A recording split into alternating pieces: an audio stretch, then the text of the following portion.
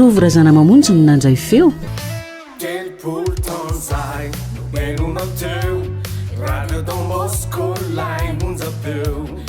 razana mamonjy Zandery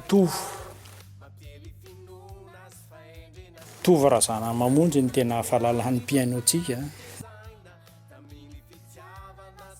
30 taona mihitsy zao no nisako tato amin'ny radio.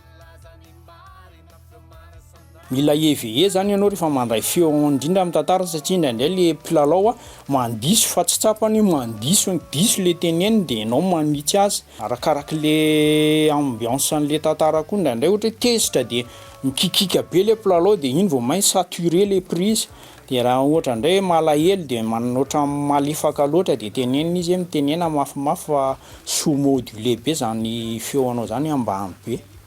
Oay ary to babangona be ato trano fa aiza dolo ny entana rehetra hatramin'ny tafotrano to tsy misy tsony. Reny indray tena feo efa prétatulisé mitavavady ao an-trano mihitsy ny dakako dia mipoka be le izy satria ohatr'izay le tezitra le olona hoe vo atao lahy amin'le tantara io fa tsy zako ohatrohatran'izay reny dia manofa vary indray moa dia maka safa mihitsy dia ny vadiko manao azy dia za manao prise azy. Gaga ny zanako indray satria any an-trano izy ny réaliseko hoe fa inona koa ary ataony data dia za manao bruitage ho an'ny tantara aho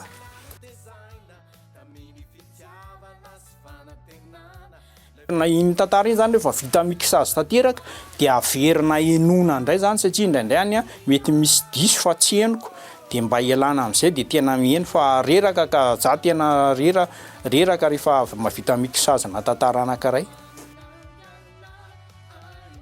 Mirealiser fandaharana ohatran'ireny mission pastorale tenin'ny tompo lody rehefa le vavaka alady maraina reny no toto saiko koa reny zany.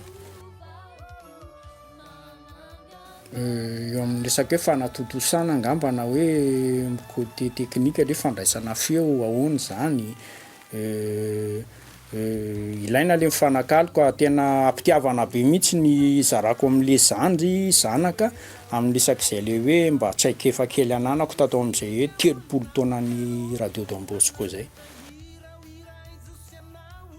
Engany mba tatsatra ny tena ela indrindra le radio Don Bosco tena hoe 30 taona fois 2 zany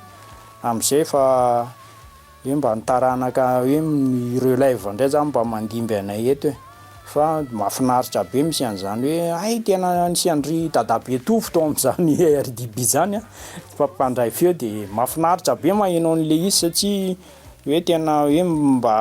hoe zavatra niaingaina mihitsy le izy dia hoe mbola mateza be zany radio Don Bosco zany dia hoe ataontsika hoe nisy an'le hoe rangotra kelinay. Radio Don Bosco lay monja teo